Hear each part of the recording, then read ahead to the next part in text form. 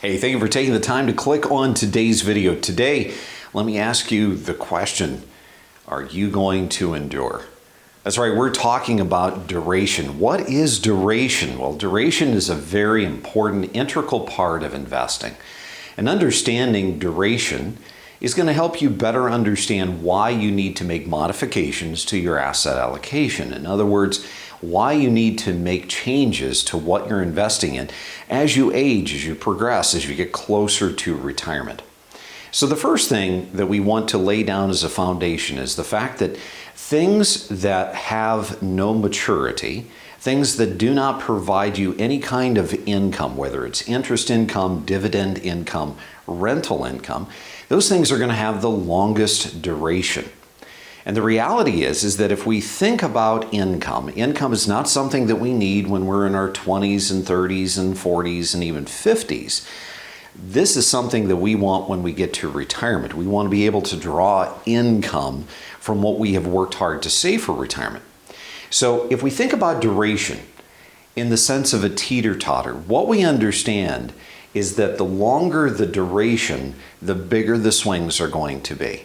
You see, things that don't pay us income, they don't pay us interest, they don't pay us dividends, they don't pay us rent, those things are going to go up more and they're going to go down more. They're going to have more volatility.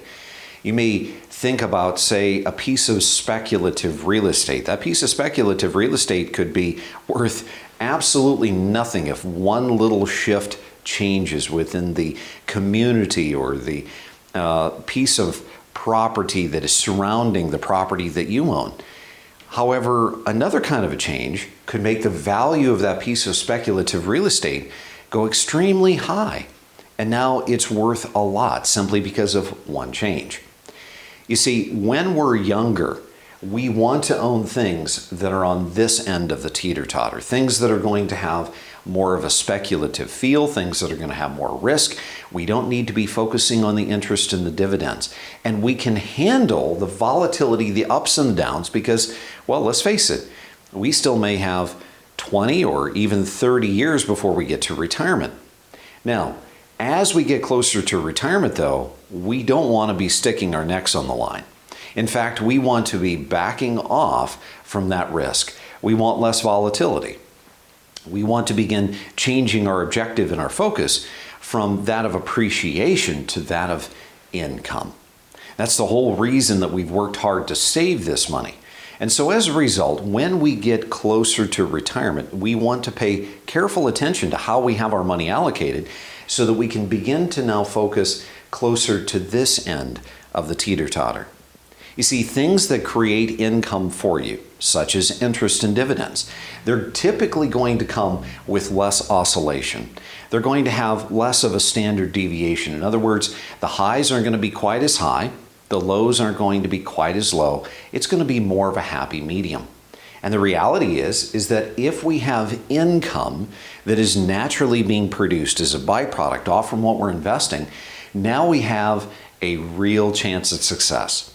Now we have the opportunity of being able to keep our principal intact, keep our principal there for us, available if we need it, but at all times producing something that we can consume.